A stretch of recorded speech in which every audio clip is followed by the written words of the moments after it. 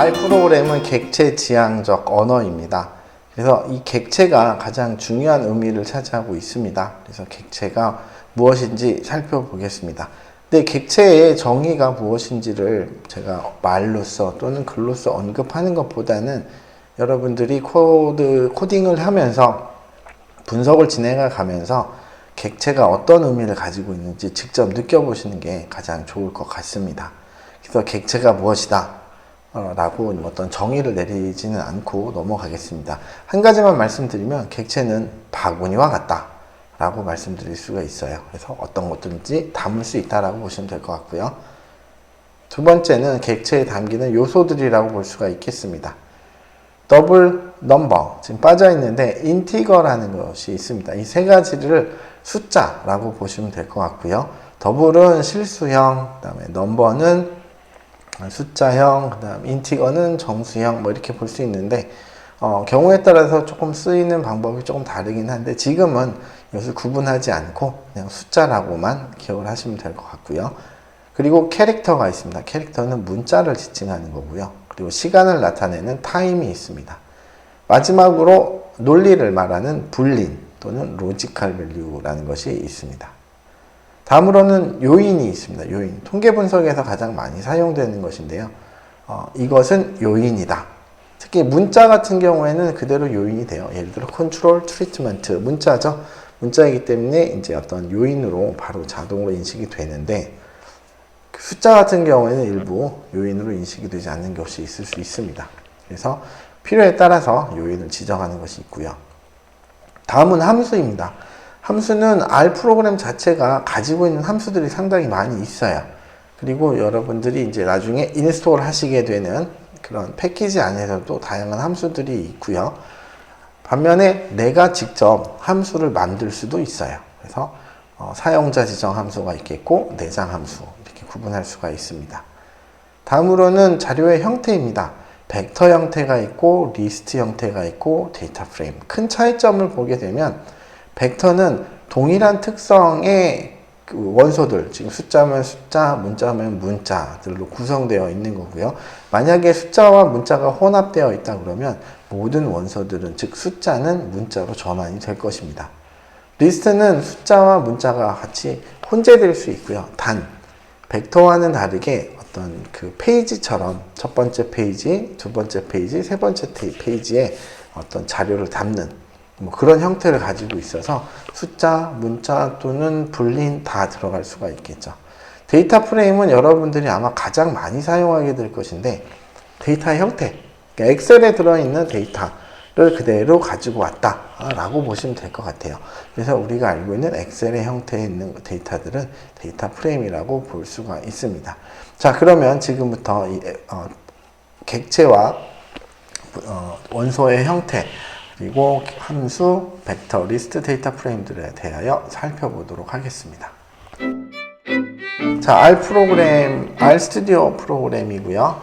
보시는 것처럼 우선은 객체, 그리고 객체의 계산을 살펴보겠습니다.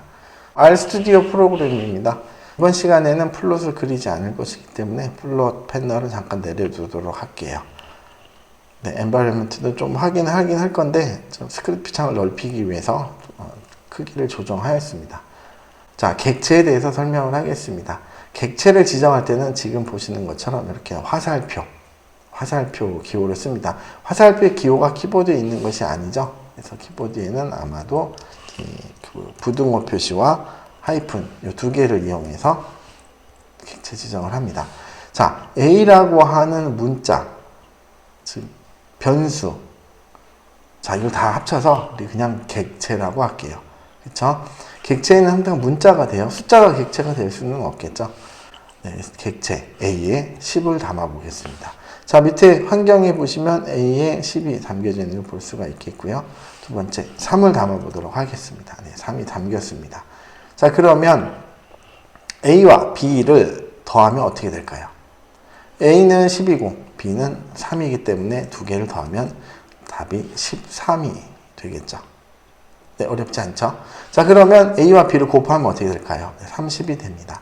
그 다음에 A에서 B를 나누게 되면, 즉 10을 3으로 나누면 3.3333이 될 것입니다. 다음은 지수입니다. 그래서 A에 3승을 하게 되면 1000이 되겠죠. 자, 이거는 뭐냐면 나누기인데 여기에도 나누기가 있는데 여기에도 나누기가 있죠. 자, 이 두 개의 나누기는 다릅니다. 우리가 알고 있는 나누기는 바로 그냥 이 나누기가 되겠고요. 자, 이 나누기는 몫을 말하는 겁니다. 몫. 그래서 10을 3으로 나누게 되면 그 몫은 3과 나머지는 1이 되겠죠? 그 몫을 나타내는 겁니다. 그래서 3이 나오고요. 자, 그러면 그 퍼센트가 두 개가 붙어 있어요. 위에 거. 몫을 구하는 것은 중간에 이 슬래시가 있는데 여기는 없죠? 네, 이거는 나머지를 구하는 것입니다. 다음으로는 숫자와 그리고 문자 그리고 연산을 알아보도록 할게요. 자, 여기서 하나 좀 봐주실 거는, 자, A는 지금 10이라는 숫자가 지정이 되어 있는데요. A를 2로 지정해 볼게요. 즉, 바꾼다는 거죠. 바뀌게 되면, 네, 바뀐 걸 볼 수가 있죠. 그리고 B에다가는 문자 A를 넣을게요. 자, 보시면 금방 눈치채셨을 것 같은데, 문자는 따옴표로 표시를 하고 있죠. 물론 이렇게 따옴표로 해도 상관없고요. 쌍따옴표를 써도 되고, 또는 이렇게 한 개의 따옴표를 써도 똑같이 됩니다. 보시면 변하지가 않았죠? 네, 근데 가급적이면 쌍따옴표를 사용하시는 게 좋을 것 같습니다. 쌍따옴표를 하고요. 자, 내장 함수. 제가 함수는 저장하고 있는 함수가 있고 여러분들이 만드는 함수가 있다라고 말씀드렸었죠. 내장 함수 type of는 A 객체의 그 타입, 어떤 타입인지를 알려주는 겁니다. 알아보자, 알려주세요 하는 것이라고 볼 수가 있죠. type of A만 더블은 뭐였었죠? 더블은 네, 숫자형이었죠. 네, 숫자형을 말하는 겁니다. 자, 이거는 뭐죠? B는 문자가 들어있죠. 문자가 들어있기 때문에 캐릭터라고 나옵니다. 자, 그럼 숫자와 문자를 더하면 어떻게 될까요? 네, 에러가 발생을 하죠. 이항 연산자에 수치가 아닌 인수가 있습니다 라는 것이죠. 즉 서로 다른 형태의 원소들은 연산할 수가 없다라고 볼 수가 있죠. 자, 이번에는 논리값을 알아보도록 할게요. 논리는 참과 거짓 두 가지가 있습니다. 참은 영어로 true가 되겠고요. 거짓은 false가 되겠죠. 자, 보시면 얘는 어떻게 돼 있죠?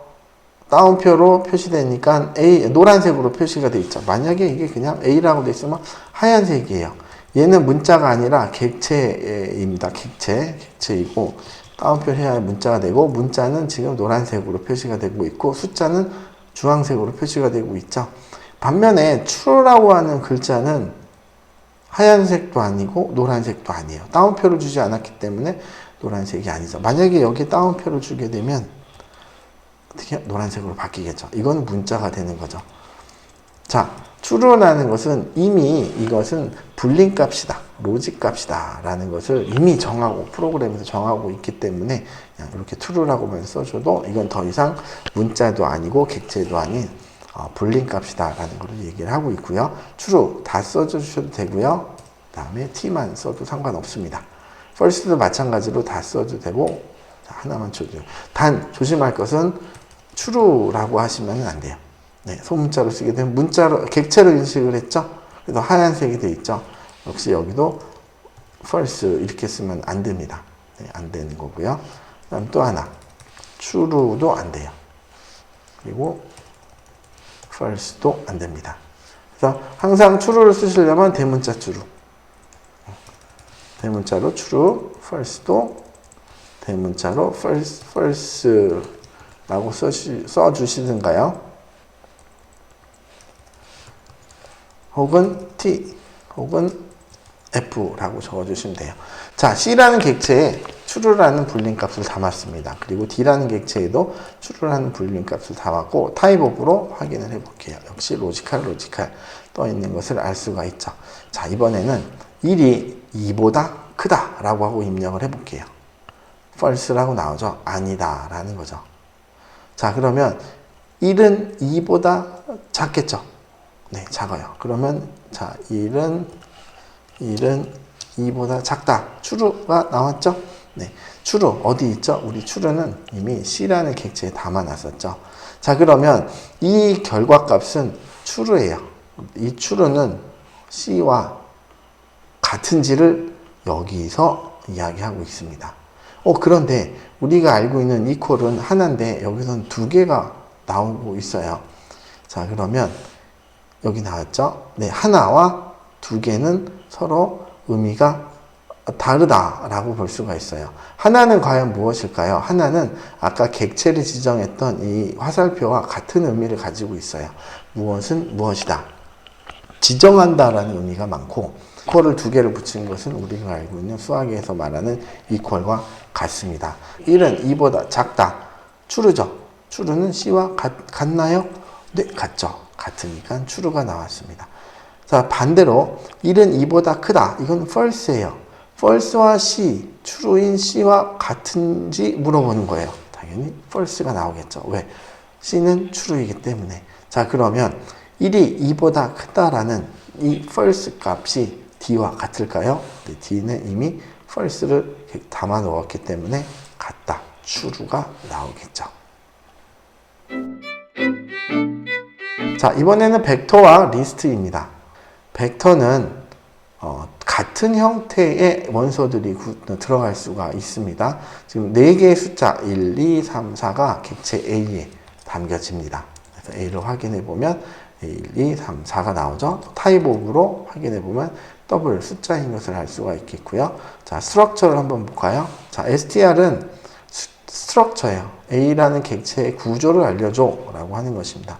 넘버로 구성이 되어 있고요. 1에서 4, 이것은 총 하나에서 4개, 4개의 원소가 구성이 되어 있고 그 안에는 1, 2, 3, 4가 들어있다. 이렇게 나타내주고 있고요. 자, 이번에는 B라는 객체에 5, 6, 7, 8을 담아보도록 할게요. 그리고 타입 오브 역시 더블이죠. str. 자, 숫자로 구성이 되어 있고 1에서 4개, 총 4개가 있다라는 거고요. 5, 6, 7, 8이 되어 있다라고 볼 수가 있습니다. 자, 그러면 이 두 벡터를 연산할 수가 있을까요? 네, 벡터는 연산이 가능합니다. 그래서 A와 B를 더해버리면 6, 8, 10, 12가 됐죠. 자, 그러면 어떻게 6, 8, 10, 12가 되었는지 살펴볼게요. A라는 객체에 담긴 벡터는 1, 2, 3, 4, 0, B라는 객체에 담긴 벡터는 5, 6, 7, 8입니다. 두 개를 더했어요. 어떻게 더해질까요? 1과 5가 더해집니다. 6이 되고요. 2와 6이 더해져요. 그래서 8이 되고 3과 7이 더해져서 10이 됩니다. 그리고 4와 8이 더해져서 12가 됩니다. 자, 그러면 벡터라고 그랬죠? 네, 자리 위치가 있다라는 겁니다. 그 같은 위치끼리 연산이 이루어진다라는 걸 볼 수가 있죠. 그래서 첫 번째와 첫 번째, 두 번째와 두 번째가 연산이 됩니다. 자, 그러면 여러분 곱하기 어떻게 될까요? 이제 쉽게 아실 수가 있겠죠? 네, 5, 12, 21, 32가 됩니다. 1 곱하기 5, 2 곱하기 6, 3 곱하기 7, 4 곱하기 8 해서 5, 12, 21, 32가 됩니다.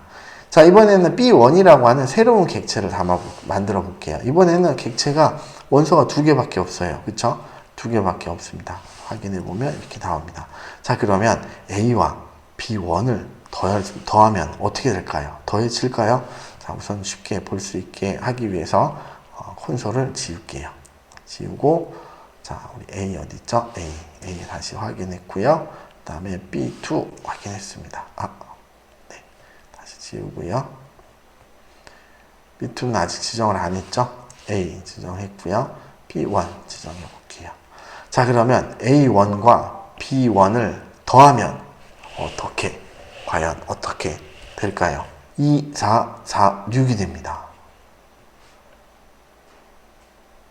한번 생각해 보세요. 네, 1과 1이 더해지겠죠. 2와 2가 더해집니다. 3은 누구와 더해질까요? 다시 앞으로 갑니다. 다시 앞으로 가서 3과 1이 더해지고 4는 2와 더해져서 6이 됩니다. 즉 이게 한 번 더 객체 B가 한 번 더 순환된다라는 거 볼 수가 있겠죠. 곱하기는 어떻게 될까요? 똑같습니다. 1과 1이 곱해지고 2와 2가 곱해지고 3과 다시 1이 곱해지고 4와 2가 곱해져서 1, 4, 3, 8이 된다라고 볼 수가 있죠. 자, 이번에는 두 번째 객체인 B2를 한번 만들어 볼게요. 원소가 3개인 객체예요. 그렇습니다. 자, 확인해 보겠습니다. 자, 그러면 이제 A와 B2를 더해 볼게요. 경고 메시지가 떴습니다. 경고 메시지 살펴볼게요. 두 객체의 길이가 서로 배수 관계에 있지 않습니다. A 객체는 원소가 4개인 반면에 B 객체는 원소가 3개예요. 그래서 3개가 순환되면 6개가 되기 때문에 4와 6은 서로 길이가 같지가 않죠. 개수가 같지 않죠. 그 문제를 언급을 하고 있는 거예요. 알려주는 거예요. 근데 아까 봤었던 에러가 아니라 경고입니다. 경고. 즉 코드는 실행이 되되 여러분이 작성한 코드에 문제가 있다는 것을 알려주는 거죠. 계산은 어떻게 되었는지 한번 살펴볼까요? 자, A 이거와 B2가 계산이 되는 거죠.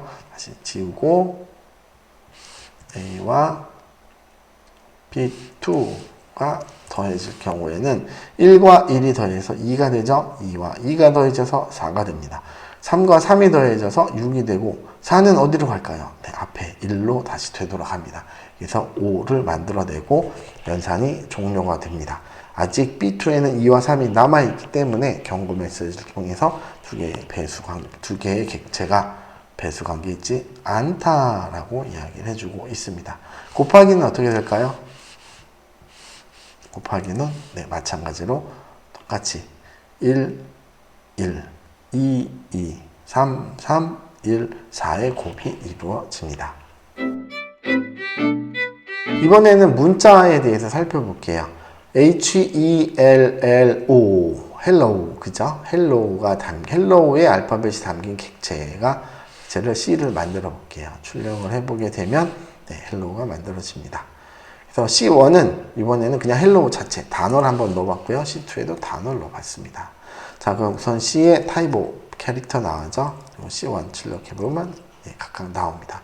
자, 그럼 이 객체들의 연산은, 문자로 구성된 객체들의 연산은 어떻게 될까요? C1, hello인 C1과 world인 C2를 더하면 어떻게 될까요? 네, 연산이 되지 않는다라고 나옵니다. 두 번째, 이번에는 C1과 C2를 한꺼번에 출력을 해볼까요? 네, 두 개의 객체를 한꺼번에 나타나게끔 하는 방법은 바로 이 세미콜론입니다. 네, 근데 우리가 원했던 건 헬로 월드 이렇게 연달아서 나왔으면 좋았을 뻔 했는데 한 줄 띄고 나옵니다. 그래서 이게 첫 번째 줄, 첫 번째 코드가 실행된 거, 그 다음에 두 번째 코드가 실행된 건데 그 코드 내에서 결과가 하나이다 라는 의미가 되겠죠. 이번엔 프린트 함수를 써볼게요. 프린트 함수를 쓰게 되면 똑같이 나오게 됩니다. 자, 그럼 프린트하고 C1, C2 한꺼번에 이렇게 되면 어떻게 될까요? 이거는 실행이 되지 않습니다. 그래서 에러가 나오죠. 에러가 나오고 경고 메시지가 나옵니다. 이게 적합하지 않기 때문에 나는 NA 아무것도 없는 공백으로 치환시켰다라고 하는 의미가 되겠습니다. 자, 그러면 우리가 원하는 즉 이거죠. hello world라고 이제 출력을 하고 싶은 건데 이렇게 하려면 어떻게 해야 될까요? 내장 함수에는 paste 5라고 하는 paste 0, paste 0라고 하는 함수가 있습니다. paste 0 함수를 이용해서 두 가지의 문자를 같이 출력해 주게 되면 이렇게 나오죠. 그런데 hello 하고 한 칸 띄고 월드가 왔으면 좋겠어요. 그쵸? 근데 hello world 같이 붙어 있죠. 어떻게 띄게끔 만드냐? 공백을 하나 추가해 주면 됩니다. 공백도 하나의 문자예요. 다운표를 하고 여기서 스페이스바를 눌러서 공백을 만들죠. 그리고 컴마로 구분해 주는 겁니다. 자, 그래서 이렇게 해주고 엔터 치게 되면 우리가 원하는 대로 hello world라고 하는 하나의 문자가 만들어졌습니다. 자, n 캐릭터라고 하는 함수는 그 문자의 개수를 세어주는, 개수를 알려주는 것이라고 볼 수가 있죠. 그렇게 보면 hello 5글자, world 5글자, 그래서 5 곱하기 5개, 5개의 결과가 나온 것을 알 수가 있겠습니다.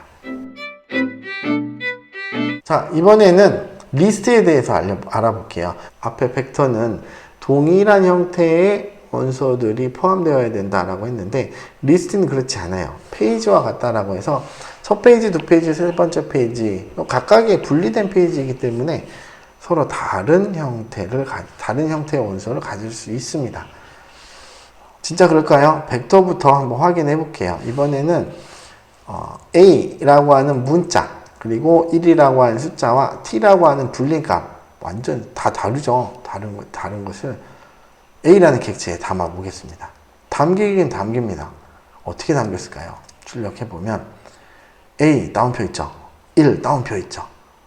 그리고 추루 따옴표 있죠. 자, 입력할 때는 내가 A는 문자고 1은 숫자고 T는 불림값이다 라고 넣어줬는데, 담길 때는 그냥 다 문자로 담기게 되는 거죠. 이런 특성을 가지고 있습니다. 반면에 리스트는 어떻게 될까요? 리스트. 이번에는 자, C, 벡터를 담는 그런 이제 함수가 되겠죠? 이 C가 아니라 리스트라는 걸 썼어요. 리스트라는 걸 쓰고 똑같이 문자 A와 1과 불린 T를 넣었습니다. B를 확인해 보면 네, 첫 번째 페이지에는 A라는 문자가 담겼고, 두 번째 페이지에는 2가 담겼고, 세 번째 페이지에는 추루가 담겼어요.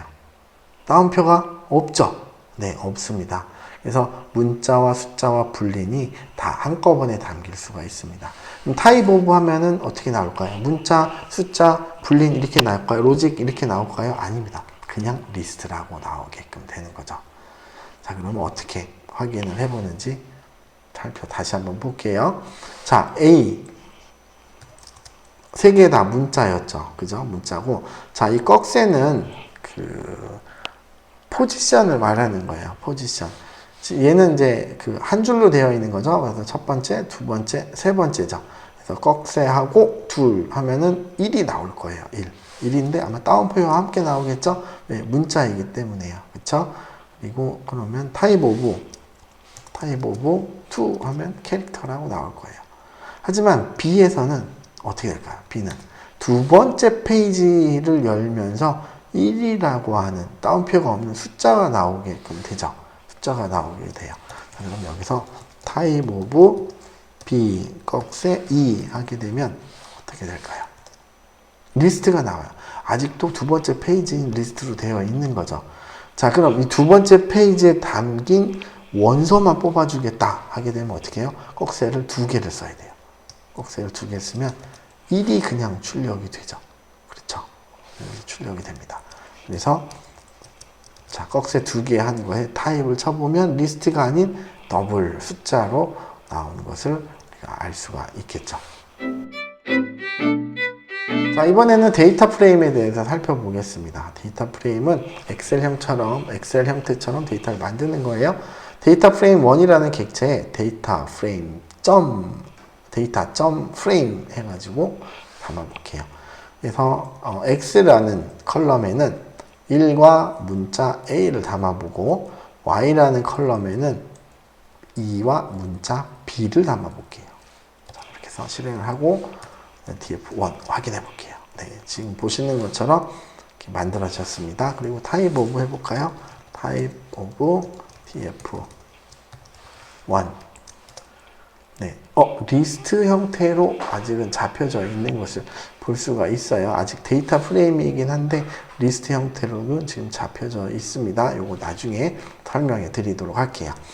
자, 두 번째 데이터 프레임 2, 그러니까 df2는 자, 첫 번째 X열에는 1과 2라는 숫자가 담기고, 두 번째 Y열에는 문자 A와 B가 담기게 됐습니다. 하고 df2를 확인해 보겠습니다.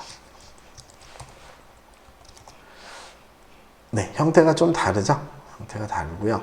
df1에는 X에는 1과 A, Y는 2와 B가 들어가 있어요. 반면에 df2에는 X열에는 1, 2, Y열에는 A, B가 담겨져 있습니다. 자, 여기까지 기억을 해두시고요. 좀 이따 기억을 해두시고요. 좀 뒤에서 데이터 프레임을 다시 한번 살펴보도록 할게요. 자, 이번에는 펑션입니다. 펑션은 함수예요. 자, 앞에서 봤던 어떤 프린트라고 하는 거, 이것도 하나의 펑션 함수예요. 함수인데 내장으로, 즉 아래 들어있는 함수가 되겠죠. 자, 이런 내장 함수가 아닌 자체적인 함수, 여러분이 직접 만드는 함수라고 볼 수가 있겠습니다. 우선 함수의 이름을 지정을 해야 되겠죠. 저는 who라고 하는 함수 이름을 지정을 했고요. 자, 이런 객체의 이름, 함수의 이름은 여러분이 그냥 편하게 하시면 되고요. 네, 뒤에서 함수 이름, 변수의 이름, 객체의 이름을 지정하는 방법을 나중에 다시 한번 설명을 드리도록 할게요. 자, 그리고 함수의 이름을 적고 이제 화살표하고 펑션이라는 걸 써줘야 돼요. 그리고 가로하고 이 함수에 들어갈 변수들을 여기다 지정을 합니다. 지금 변수가 하나예요. 하나. 그래서 x 하나를 지정을 해 놓고요. 그리고 이제 함수를 써주게끔 되는 거죠. 그래서 이 함수는 들어간 변수에, 입력한 변수에 2를 더해주라라고 하는 함수가 되겠습니다.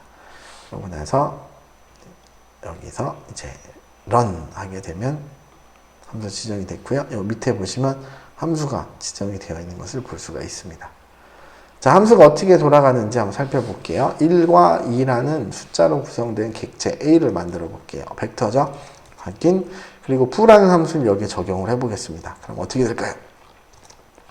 네, 1에 2가 더해지고 2에 2가 더해져서 3과 4라는 결과가 출력되는 것을 알 수가 있습니다. 다시 데이터 프레임으로 돌아오겠습니다. 데이터 프레임 전에 이제 우리 df2에 대해서 한번 살펴볼게요. 자, 이와 같은 형태로 구성이 되어 있죠. 행열과 같습니다. 그렇죠? 행, 그리고 열, 행, 열. 몇 행이죠? 2행이고 몇 열이죠? 2열입니다.